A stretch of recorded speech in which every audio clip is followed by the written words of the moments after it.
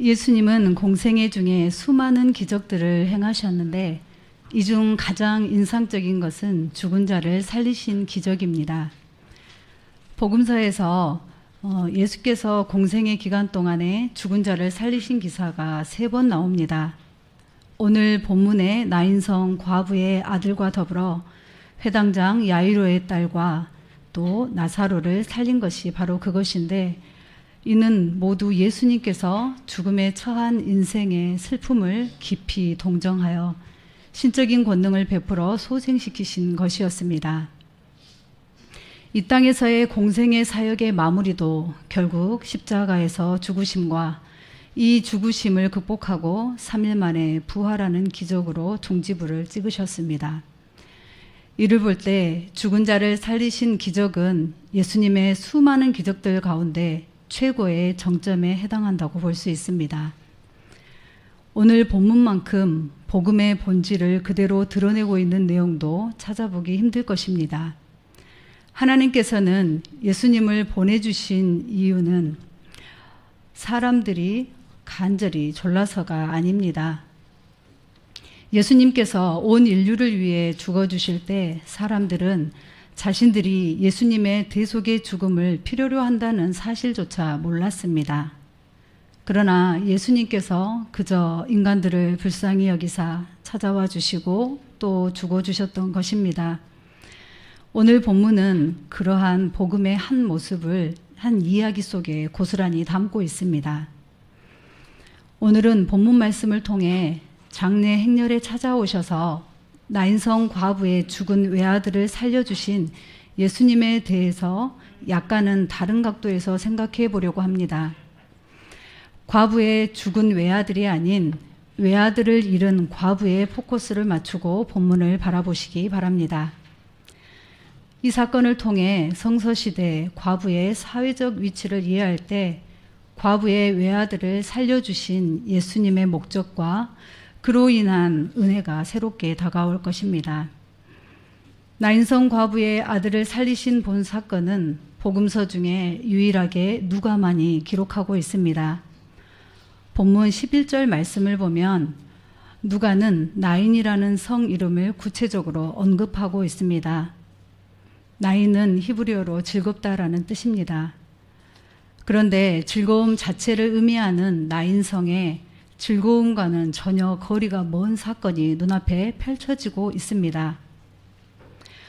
그것은 과부의 외아들이 죽자 과부의 딱한 처지를 불쌍히 여겨 허다한 마을 사람들이 장례 행렬에 참여한 것이었습니다.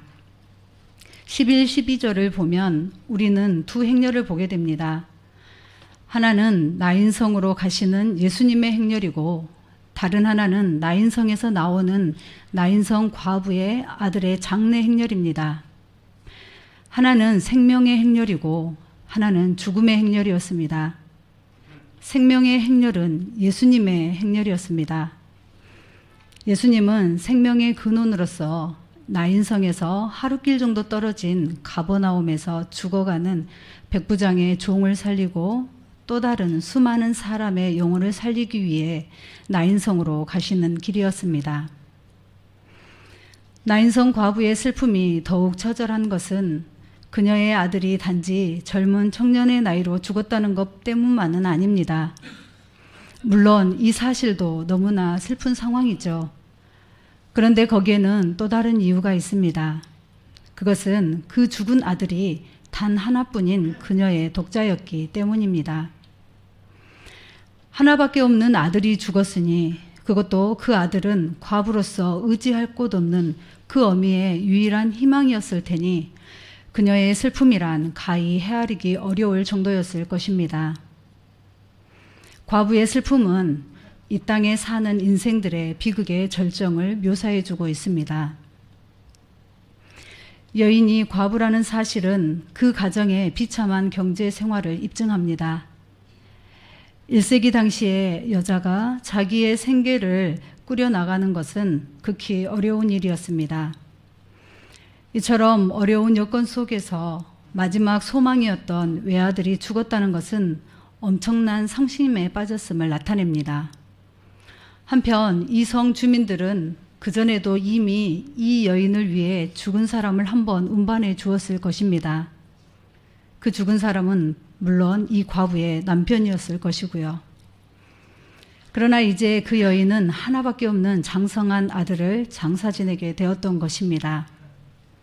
그리고 독자요, 과부라라는 말은 이 여인의 참담한 심경을 더욱 강조하며 잘 묘사하는 표현이라고 할 수 있습니다. 여기서 성의 많은 사람이 장례 행렬에 동참했다는 것은 그 동네 사람들이 과부에게 참된 동정을 표하고 있었음을 뜻합니다.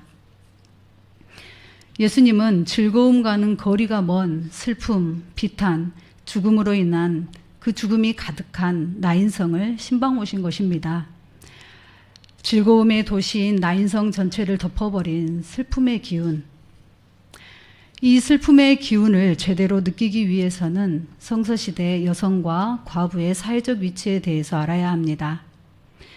예수님이 나인성 과부의 외아들을 살려주신 1세기 당시 이스라엘 사회에서 과부의 사회적 지위는 그 사회에서 더 이상 떨어질 데가 없는 최악의 상황이었습니다. 부계사회였던 성서시대의 여자는 늘 남자에게 종속되고 보호받는 존재였습니다. 결혼 전에는 아버지에게, 아버지의 부재 시에는 큰오빠에게, 결혼 후에는 남편에게, 남편이 죽으면 장남에게 종속이 된 것이 성서시대 여인의 일생이었습니다. 남성과 여성의 사회적 지위에 대한 성서시대의 사고를 현대인들은 받아들이기 힘들 것입니다. 현대인들이 보기에 성서시대 여인들이 자칫 굴종의 삶을 산 것으로 오해할 수 있지만 이것은 당시의 문화 속에서 여성을 보호하는 의미였지 결코 여성이 남성보다 상대적으로 열등한 존재여서 굴종을 강조했던 것은 아닙니다.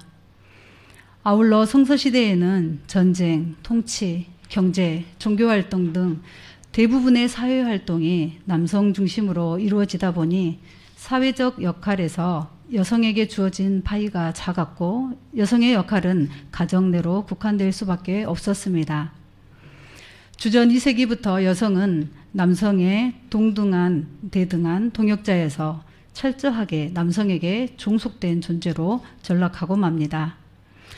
이스라엘이 그리스, 로마 문화권으로 들어가면서 여성 차별이 본격화되었는데 예수님이 사역하시던 1세기에 이르러서는 보편적인 가치로서 받아들여졌습니다. 예수님과 동시대를 살았던 이스라엘 랍비 중 두 거목이 있었는데 힐렐과 삼마이가 그들입니다. 이 중 다수파를 이루던 힐렐 학파는 이혼과 관련된 신명기의 율법을 해석하면서 여성의 권리를 전혀 고려하지 않았는데 이는 당시에 만연하던 여성 차별과 억압을 잘 보여줍니다. 신명기 24장 1절을 보면 사람이 아내를 맞이하여 데려온 후에 그에게 수치되는 일이 있음을 발견하고 그를 기뻐하지 아니하면 이혼 증서를 써서 그의 손에 주고 그를 자기 집에서 내보낼 것이요. 이혼 사유로서 아내의 수치되는 일을 놓고 샴마이 학파는 아내의 간음에만 국한시킨 반면 힐렐 학파는 더 광범위하게 적용을 했습니다. 예를 들어 아내가 접시를 깨뜨려도 이혼 사유가 된다는 것입니다. 이런 의미에서 볼 때 과부는 사회적 보호막이 사라진 사회적 약자로 인식되었습니다. 과부를 나타내는 히브리어는 벙어리를 뜻하기도 합니다.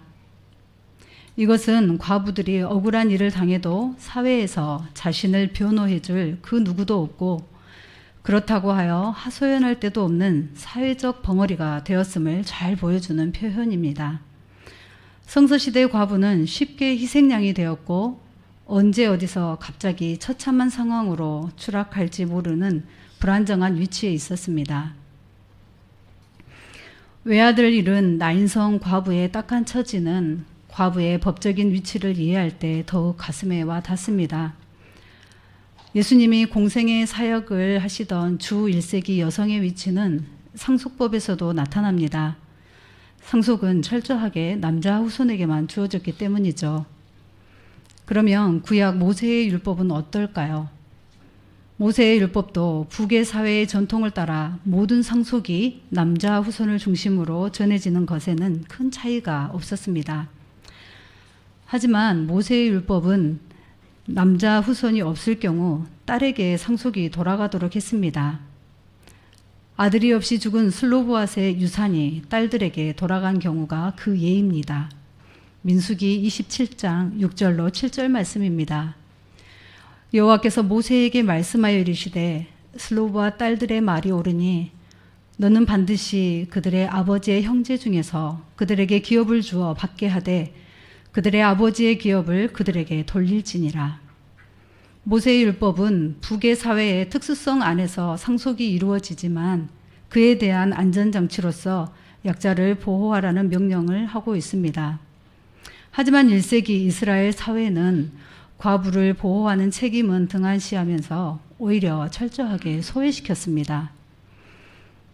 상속법에서 아내가 유산을 받으려면 남편이 별도의 유언을 남겨야 했습니다.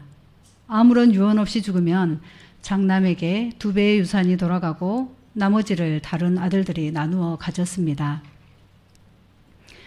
본문에 나오는 과부는 남편이 죽고 외아들인 장남의 보호 아래 살아갔을 것입니다.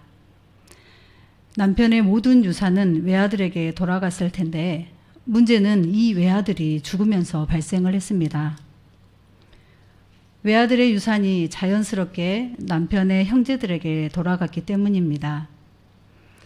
외아들을 의지하며 살아가던 과부는 아들의 죽음과 함께 유일하게 남아있던 사회적 보호막이 사라진 것입니다. 이런 과부의 딱한 처지를 이해했는지 과부 외아들의 장례 행렬에는 나인성의 수많은 사람들이 참여해 주었습니다.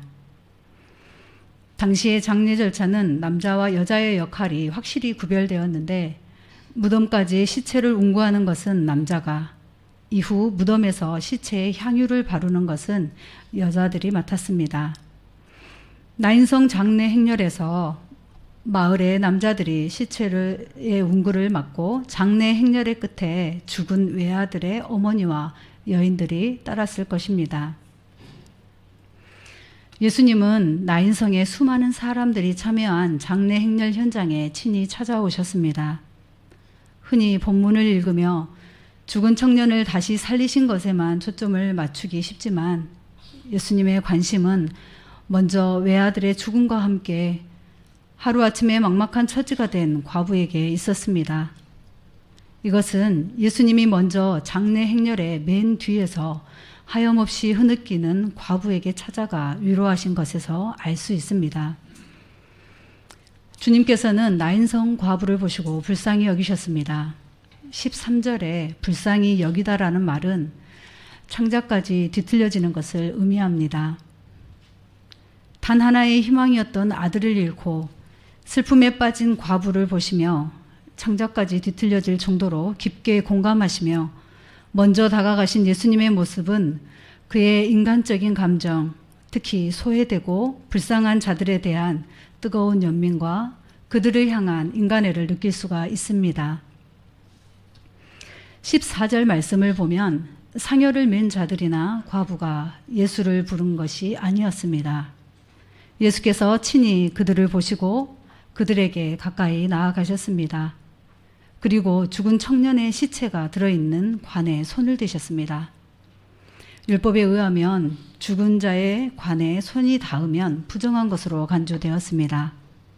왜냐하면 죽음은 곧 죄의 결과로 여겨졌기 때문입니다. 그러나 예수님께서는 사랑의 법으로 이 율법을 초월하셨습니다. 여기서 관은 원래 죽은 자의 유골이나 재를 넣어두는 항아리를 의미했으나 나중에 시체를 넣는 함을 뜻하게 되었습니다. 유대인들의 관습에 의하면 시체는 세마포로 감싸고 얼굴은 손수건 등으로 덮어서 뚜껑이 없는 관에 넣었습니다.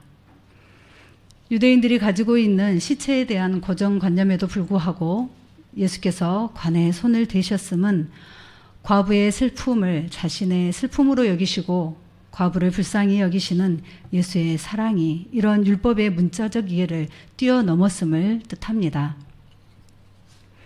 15절에 청년이 살아나자 예수님은 그냥 가시지 않고 살아난 청년을 데리고 다시 장례 행렬의 맨 뒤에 있는 과부에게 가셨습니다. 예수님의 첫 번째 관심은 바로 죽은 청년보다 과부에게 있었던 것입니다. 예수님께서는 죽음으로 인해 완전히 잃어버린 아들을 그의 어미에게 값없이 은혜로 주셨다는 것입니다. 기적 가운데서도 가장 큰 기적인 죽은 자를 살리신 기적을 베푸시면서도 예수님께서는 아무런 대가를 바라지 않는 새로운 선물을 주신 것입니다. 예수님은 죽은 청년을 살리심으로 외아들의 죽음과 함께 사회적 죽음을 당한 과부를 살려내신 것입니다. 이처럼 예수님은 공생의 사역을 하는 동안 과부와 문둥병자, 눈먼 자 등 사회적으로 소외된 약자들에게 가장 큰 관심을 기울이셨습니다. 무리들은 이 이적이 하나님의 권세로 이루어진 줄로 믿었으므로 마땅히 하나님께 영광을 돌립니다. 16절에 무리들의 두 고백을 정리하면 큰 선지자가 우리 가운데 일어나셨다라는 표현은 하나님의 권능에 대한 고백이고, 하나님께서 자기 백성을 돌보셨다는 표현은 하나님의 자비에 대한 고백입니다.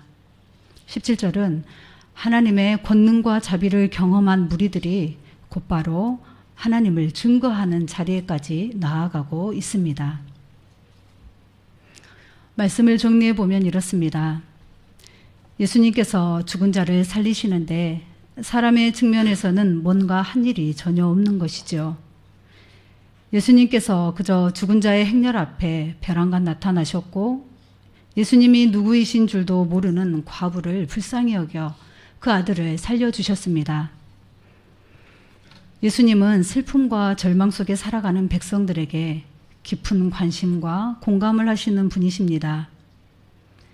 예수님은 앞길이 막막하고 살 소망이 끊어진 자들에게 친히 찾아가 주셨습니다. 나인성의 과부의 죽은 아들을 살려주셨다는 사실로 인해 우리는 사망 권세를 물리치시고 생명을 주관하시는 하나님의 권능을 보게 됩니다. 하지만 우리 주님은 여기에서 멈추지 않고 기쁨의 성인 나인성에서 가장 큰 슬픔에 빠진 한 여인을 주목하여 보셨습니다. 절대적인 사회적 약자가 된 죽은 아들의 어머니에게 크신 은혜의 선물을 주셨습니다. 우리 또한 인생을 살아가다 보면 뜻하지 않는 어둠의 긴 터널을 만날 때가 있습니다. 세상에 혼자 남겨진 것처럼 느껴져서 혼자 생각하고 혼자 판단하고 혼자 결정을 내리고 부정적이고 불편한 생각을 할 때도 있습니다. 그런데 우리는 혼자가 아닙니다. 이 어둠의 터널 끝에는 밝은 빛이 있습니다. 어둠의 터널을 걸어갈 때면 주님께서 우리를 먼저 찾아와 주시고 동행해 주십니다. 값없이 주시는 이 기적 같은 은혜의 체험을 거부하지 마시기 바랍니다. 제가 아는 권사님이 피아노 학원을 운영하십니다. 그분은 형편이 어려워 피아노를 배우지 못하는 학생들을 보면 먼저 다가가서 무료로 지도해 주시는 것을 보았습니다. 왜 그렇게 하십니까? 라고 물었더니 저는 가난한 가정의 자녀로 태어났습니다.